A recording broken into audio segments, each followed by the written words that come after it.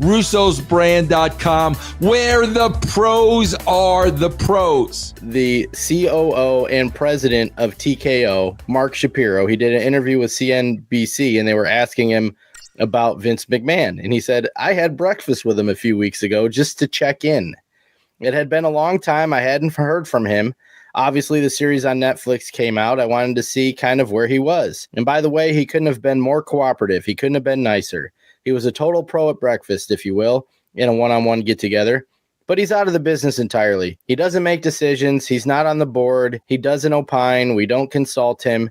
He's got some litigation that he's working through, and frankly, he wants the privacy and time to work through it, which is great, because in the meantime, which that's a key line, in the meantime, we're going to keep building TKO and WWE and expanding the horizon, expanding the opportunities. And by the way, he's still a shareholder, not the shareholder he once was, but he's still a shareholder.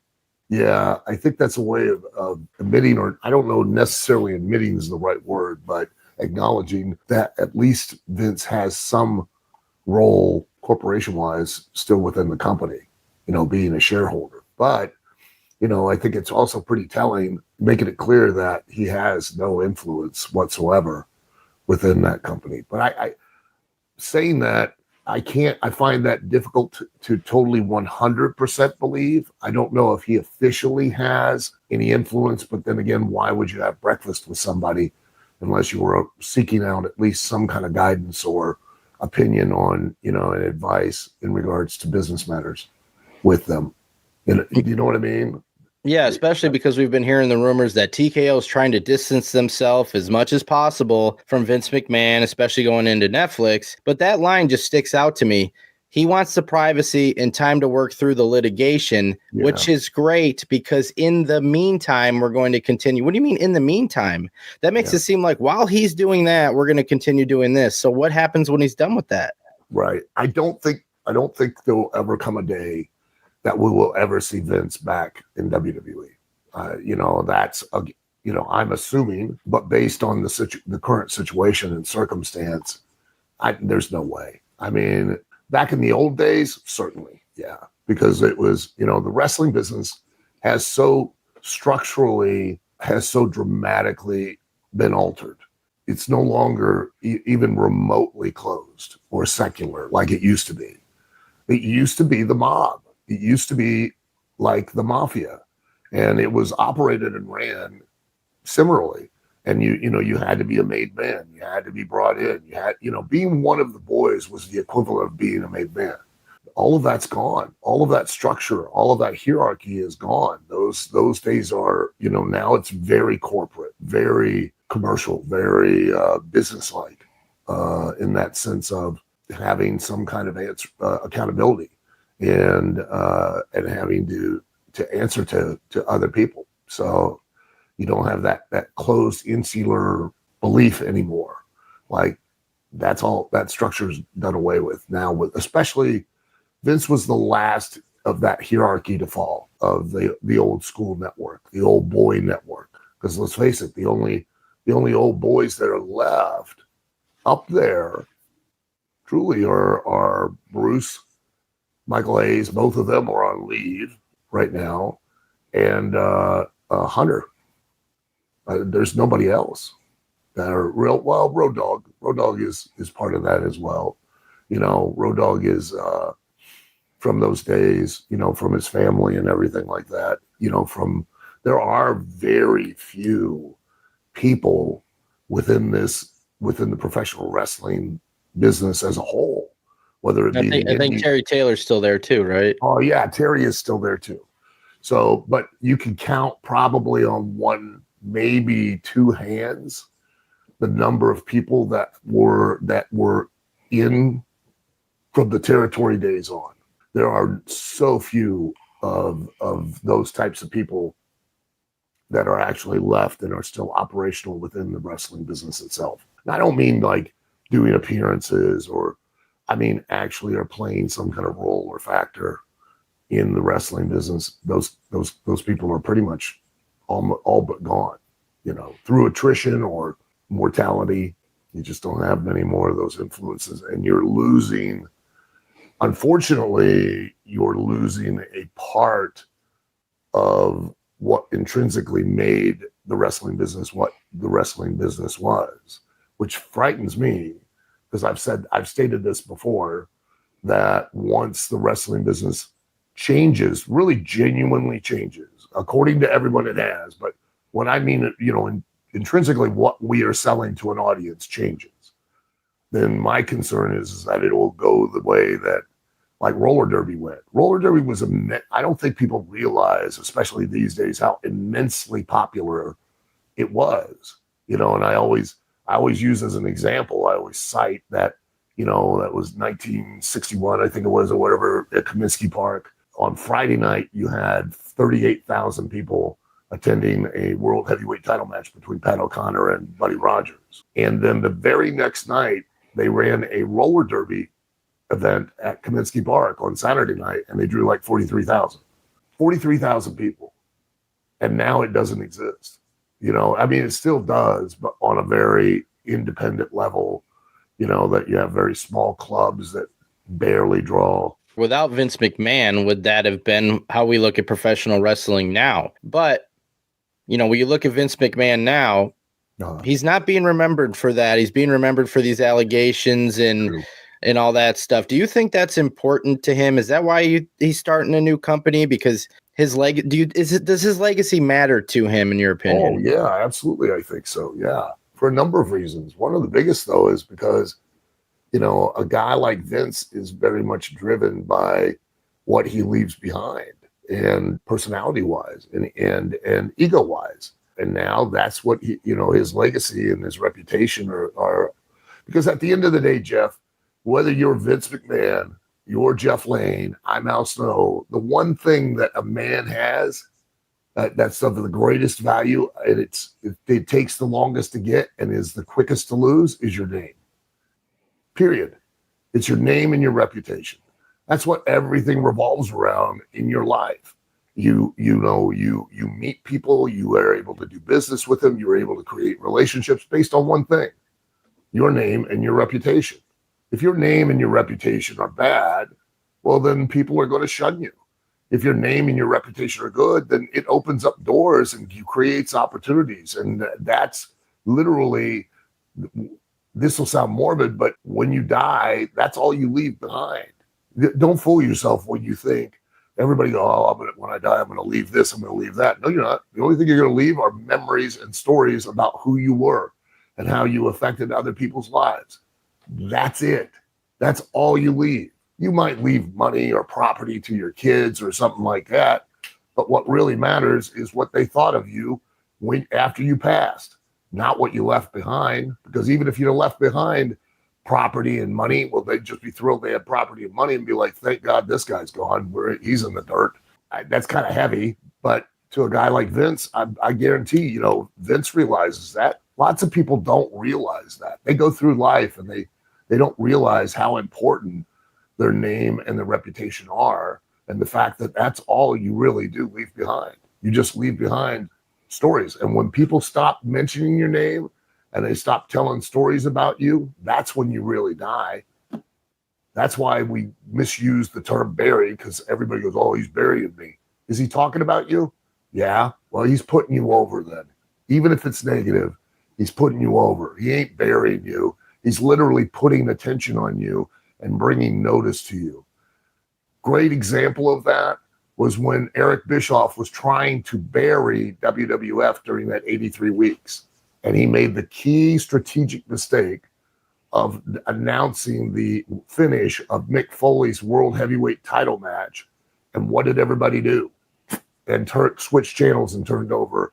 And then that was where things started to change, where WWF started to get a foothold with an audience that otherwise would have never acknowledged them, would have never known they existed, would never have captured them if it hadn't been for Eric thinking he was burying them when what he was doing was he was actually putting them over.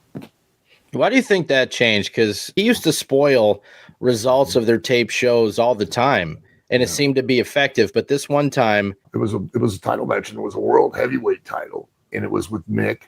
And so people were like, what? No way. Click. And then they get caught. They finally get a chance to now see what's been going on the other team.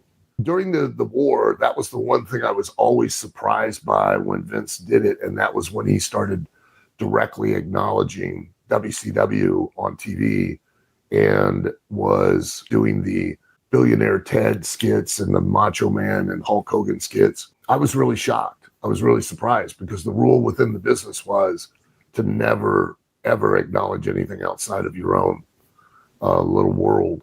Because by doing so, for a good example, I've got GCW is running opposition to me tonight on the very same night that I run, and they're running across town. I'm not going to sit there and acknowledge that they exist. I'm not going, because if I do, I'm running the risk of basically promoting them and making an audience aware that they even are around, that they even exist. I got another group that runs across the river 15 minutes from where I'm at every single week. Is it annoying? Yeah. Am I going to sit there and acknowledge them? And am I going to then put a spotlight on them? No, because there's a lot of people that don't even know they exist. But now if I use my platform to go, I'm burying them, when really what I'm doing is putting them over to an audience that doesn't know they even happen to be there. And they go, you know what we ought to do? We've been to OVW, X number of weeks. Why don't we give it a try across the river? And they drive across the river. They would have never even have known that place existed if it hadn't been for me acknowledging them to any degree on my show. And that when Vince did that with WCW, all that did was help bolster an audience to then be drawn to WCW to go get curious and to check them out. When Eric did it with Vince reciprocally, and then did it on that particular week, that was the key turning point where everybody got interested and started to now tune in more often, because they weren't even acknowledging the existence of WWF at the time. They were so caught up with WCW. So you never, ever, ever speak about your competition. You don't even speak negatively about them, because if you do, what you're basically doing is you're not burying them, you're putting them over. The term to bury is the term to basically have a funeral. You put them in the ground. Let's face it, no matter what you might think or care or believe, once you've buried a loved one, there is a period of time after that where you're not mentioning them anymore. They cease to exist. The minute you stop mentioning them, you don't say their name, that's when they're truly dead. That's when they're buried. And if you want to bury your competition, you never talk about them. Our Vince has a different take on that. I want to know what you think about what he thinks. What a surprise. He says, when you're number 2, you throw the kitchen sink at number 1. But when you're number 1, then you ignore number 2. So he brings up like the DX going to the building and the Gilbert stuff. Yeah, we had that conversation because basically, though, what did WWF do when they did do that? They acknowledged WCW. And they also told everybody that WCW was a threat. And they were what? Were they burying them? No, they were putting them over, and they were putting a prominent spotlight on their competition. When you were number 2, you're right. You do throw the kitchen sink. I agree 100% with Vince. You throw the kitchen sink at them. Don't get me wrong. The DX thing worked because it was so brash and it was so ballsy and it was so real that it kind of made everybody go, oh, shoot, WWF is kind of cool now. It's not the old PG or I should say, everybody complains about like the PG era. Brother, let me tell you something. In 1995, when it was In Your House, it was a G-rated era. It wasn't even PG. It was G-rated. It was very homogenized, and very directed to just kids. Character-wise, story-wise. The problem at that time, and Vince still does it, has gotten into that, where what gave WCW that time, that was the belief, because the lack of the internet communication at the time and the insider information, people genuinely believed that Kevin Nash and Scott Hall were invading from WWF. They thought they were still with WWF because they didn't have that inside information to find out that Kevin and Scott had jumped and had signed a new contract. So it felt real, and that kicked the ball off. But the other thing that they did, that Eric Bischoff did very well, was he started making everyone from the top to the bottom mean at least something. Where Vince McMahon had a tendency at the time to really center his attention on only top 5 or 6. And the entire show was really, hey, these only 5 or 6 guys matter and the rest are just filler, and it felt that way.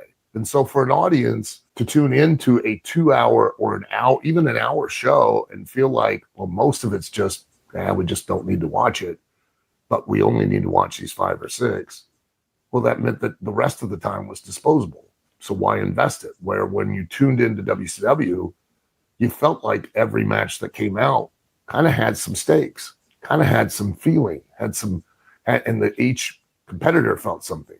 To Vince Russo's credit, he was able to basically change that process with Vince McMahon through himself, where he did make each and every single person on the show mean something. That was why the Attitude Era was successful as it was. It wasn't just one lone person. It was that if you spent as much money as you had spent to attend a WWF show, you wanted from the very opening match to the end of the night, you wanted every single guy to mean something to you in some way. So you could relate to them and care whether they won or lost, period. And if you think back, during a period of time, as far as wrestling, that was the one period of time that I would almost guarantee you almost every single person on that show, you could turn to your friends and family. Probably you did, literally when you were in school, going, oh, you got to watch this guy. He's A, B, C, D, E. Oh, there's another guy. He's A, B, C, D, E. There's this girl. She's A, B, C, D, E. You were able to describe everyone in a sentence or less to your friends and family, which was what drove interest in watching the show, which is key in making anyone in any form of entertainment a star. If you can't describe a person, whether they're a musician, a comedian, an actor, an athlete, a professional wrestler, a boxer, if you can't describe them in a sentence or less to your friends and family, you can't sell them, well, then the promoter can't sell them either. And they're not going to be a star. They may be famous, they may be popular, but they will never be a star. And quite honestly, everyone on the show back then, to some degree or another, were some form of a star, because you could describe them all easily, and you could then therefore relate to them all easily. And that was what drove business so much. And whether people are, this is a popular opinion or not, Vince Russo was very integral in doing that, because for years prior to that, the only guys that Vince McMahon ever really focused on was only 5 or 6 guys. And that really was what gave the leg up to WCW, because it was fresh, it was new. It wasn't just the same 5 or 6 guys in the same circumstances. You know what I mean? Just rehashing. Oh, here comes Bret Hart. Here comes, Shawn Michaels. Here comes Undertaker. Here comes. It was just okay. And you can only do that for so much and so often. And then for an audience, you've already answered all of those questions. The matches lack some kind of heat, which is an interest or desire to see the outcome. And then, Russo with, through creativity and everything like that and pushing the boundaries, was able to make everyone else in the show relevant and mean something as well, to where when, a match midway through Raw came out, you didn't go like, when's Bret Hart going to come out? Because we know he's the only one that's going to do anything significant. It was no longer a throwaway segment. It was still oh man, let's watch this now too. It might gain me a lot of enmity within the business of, oh yeah, I'll put over Vince Russo. How dare he? But I'm just acknowledging the truth. I mean, it's I'm not doing it because Vince is my friend, and I'm not doing it because I'm on a show. I could care less. I'm doing it because it's a fact, And Russo, I've said this for years, and I would say it to Vince if he were here. Vince Russo worked great with Vince McMahon because they balanced each other out. Vince Russo brought a new vision and a new direction, and it opened up a creative outlet for Vince McMahon because he had grown stale. But Vince McMahon balanced Vince Russo out, adhering to the precepts that were intrinsic to professional wrestling that sometimes Vince Russo, even to his own acknowledgement, still doesn't quite get. Yeah, he said, probably not an exact quote, but he said this a few times, that if he wrote a show that was a 9, Vince McMahon would put a couple dots and crosses and make it a 10. Yeah, he would. Yeah, they worked, and that's why, Russo on his own was never at the level that he was with Vince, because together, it's like Laurel and Hardy or Lewis and Martin or other great teams. They're, the Dudleys, Devon and Bubba, there is that synergy between the two that allow it, the two parts to be greater than individually.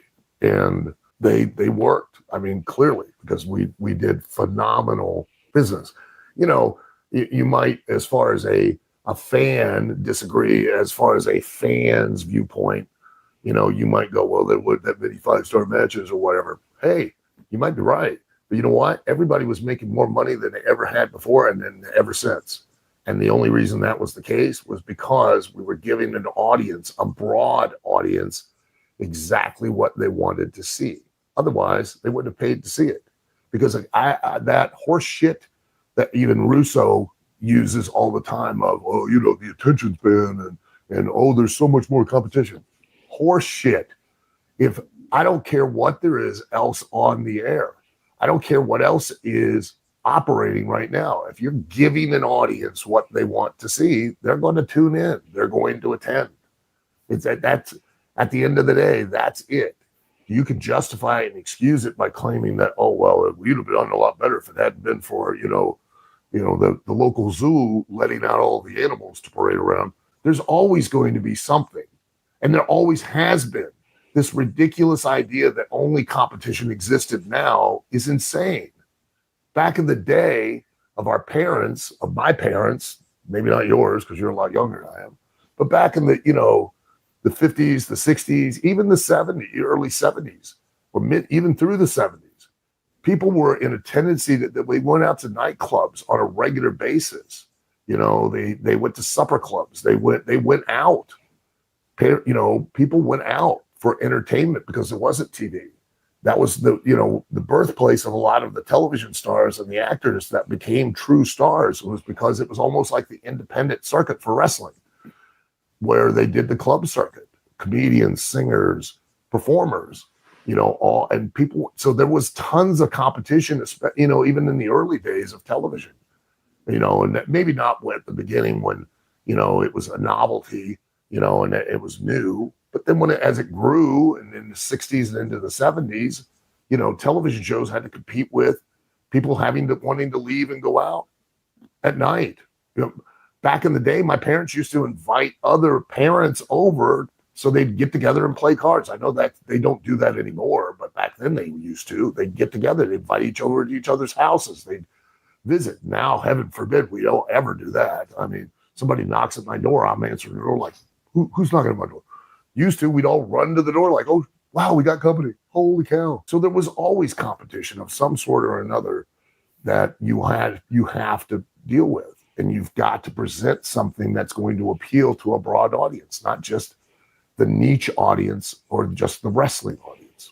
In my age group, and a lot of our listeners are my age group, we were lucky enough to be college kids when the Attitude Era was in its peak. Yeah. And to see the cultural phenomenon that it actually was in college on Monday nights at 11:05, you would see a bunch of people outside going to the bar because they would not go to the bar until Raw was off the air. Right. There was dorm rooms of girls watching wrestling. The jocks were wearing wrestling shirts, and everybody would be talking about wrestling, but none of them would be talking about the matches. No, they would be talking about who Stone Cold was, who Gangrel was, everybody from the top to the bottom. Did you see what Al Snow did with Head? Like they were always, nobody ever said, oh, that match was great. Correct. And you had people, this is what you just talked about, making people want to watch it. People turned the Super Bowl halftime off to watch Mick Foley versus The Rock. Like, you think about that today, that's absolutely insane what a cultural phenomenon it was at the time. But see, there was competition back then. It existed just as prominently as it does today. Oh no, now we're consuming it different. There's all these other, brother, please.